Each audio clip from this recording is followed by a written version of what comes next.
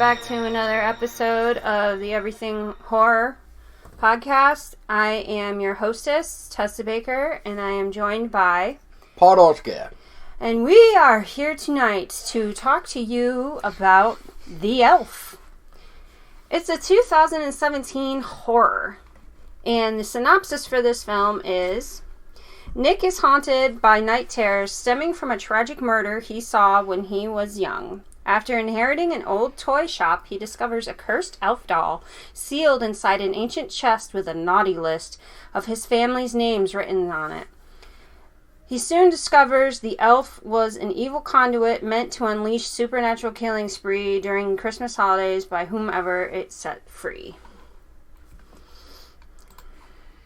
Well, some of the director is Justin Price. It's also written by Justin Price. Some of the stars are Natasha Halaby, Gabriel Miller, and Lansiter Holmes. Those are mouthfuls. Anyways, we did watch this before once. I sadly fell asleep. I was also carrying our daughter at the time of it. Last year, yeah. Yeah, last year I was carrying Amara, so I actually watched the full movie this time. Sorry. But I will say that the whole concept and idea for this film is quite interesting. Not to mention the fact that we have also, while looking up some stuff for this movie, for the podcast episode tonight, in turn, we found out that there are more elf movies out there. There's even an Elf on the Shelf horror film, which, oh boy, we're going to have to check that out just for the hell of it. So, I thought some of the killings in the film were interesting. I think I've seen them before. But I will say the concept for the elf doll itself was pretty demented yet creepy. And honestly, if I saw that thing just randomly sitting in my house somewheres when I came home, I think I'd be a little creeped out by it. So, babe, what did you think? So, since this is my second time viewing this thing, since we never got around to it last year, I remember a little bit of the whole, oh my goodness, this is ridiculous, to, once again, there was some weird acting going on, to, what the hell is going on? Yeah, I will agree that there was some weird acting going on, and then there was, like, certain, like, angles and, like, I guess you shaky camera angles and stuff where you're like, okay, what the hell's going on here? Yeah. It's, yeah, I don't know. It's just some of it was just all over the place and everything else. It's just a weird film. It's definitely worth checking out at least once. Paul sat through it twice because I, unfortunately, like I said, I fell asleep during the first viewing. So poor Paul had to sit through it twice. Not poor me. I mean, if I didn't mind it to the point where I actually bought a physical copy of it to have, and then that said something. This is true. So, I mean, because I don't mind it, I just think that it was odd that they used, like, a practical doll and then kind of switched it up with CGI, which, unfortunately, they didn't do it very well. I wouldn't really. Or they could have done it better, do you feel? I think it should have just been, like, a puppet. Almost like the Puppet Master film. It's all practical puppetry. Oh, yeah.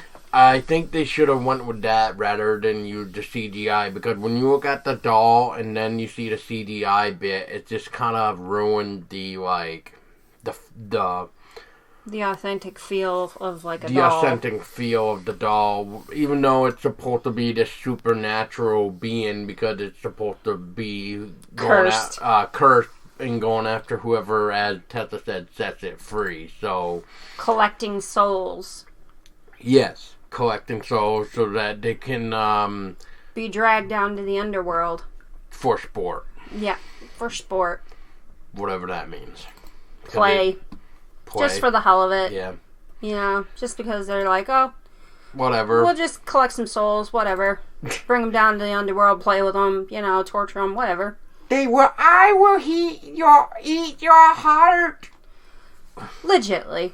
Yeah. Something like that. Yeah. Well, and then we get this, like, weird protagonist lady, which I'm not trying to say, like, you know, she's a bad actor, but, like, even her seeing some of it was just kind of like... Not the greatest. Well, like... Seems it was almost rehearsed. like it was more of a dead air. Like, look at with the guy. He kind of stood around just staring, and you're literally just kind of watching him stand there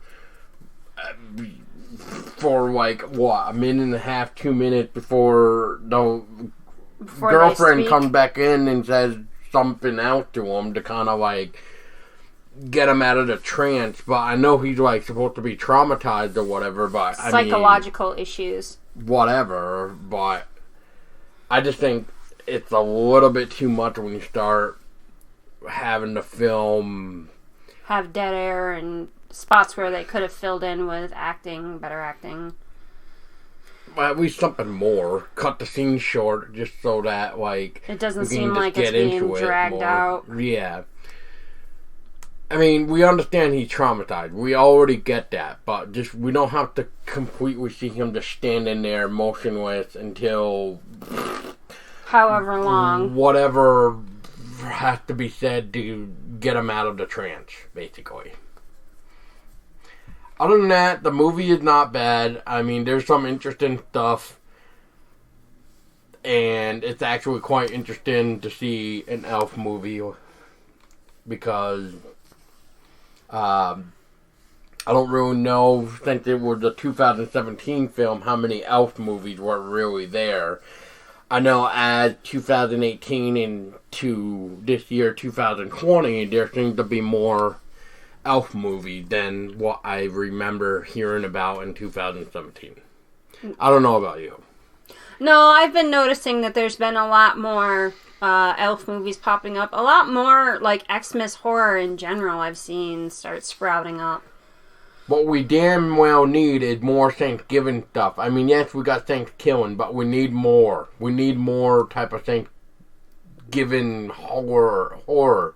There's really not enough of it. Yeah, Thanksgiving's definitely getting the short end of the stick when it comes to horror movies. Yes. I will say that. And Xmas is getting a lot. And, a lot. Valentine's Day has some here and there, you know. Well, we got My Bloody Valentine, so yeah, I mean, My Bloody Valentine, which is like the main one. And Valentine and a couple others. Yeah. But yeah, overall it wasn't a bad film. It was interesting. Definitely worth checking out at least once, just for the hell of it. Other than that, I don't really have any more to add. It's got some interesting bits, I guess, like for what we're trying to learn between the guy's past and how the elf connects to it. Like, besides that, but like how he really reacts to attacking, because like it's almost like they have to leave the house at first in order for him to really start the whole killing spree. And then it gets on where we get to see more inside the house, but really it sounds like it should have been like, well, because like the main character said, there's a curfew going on. There was a curfew where if you were out at dawn, you would be basically hunted by the supernatural forces. And basically with the cursed doll, is all I'll say is he becomes attached to you if accept the gift.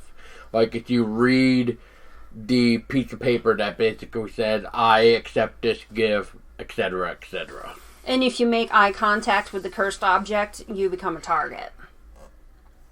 Yeah. Yes. Yeah, if you see them, you become... if you see them, yeah. Or you become cursed. Or something like that, yeah. Yeah.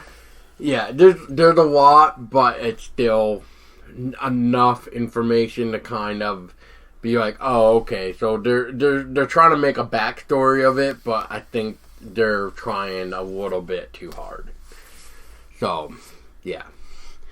Because we also have a toy maker that sort of was part of the curse thing, because if you are cursed, you actually have a way to not become cursed anymore by helping the supernatural forces. Yeah, and having your name removed off of the list. But only one name can be removed off of the list. That's right. Alright, well, that's it for me. So, I guess if Tessa is finally done, we will, I guess, wrap this up of the Elf 2017. So with that being said, we hope you enjoyed the episode. I was Tessa Baker. And I was Paul Dolsky. And we want you to stay scary.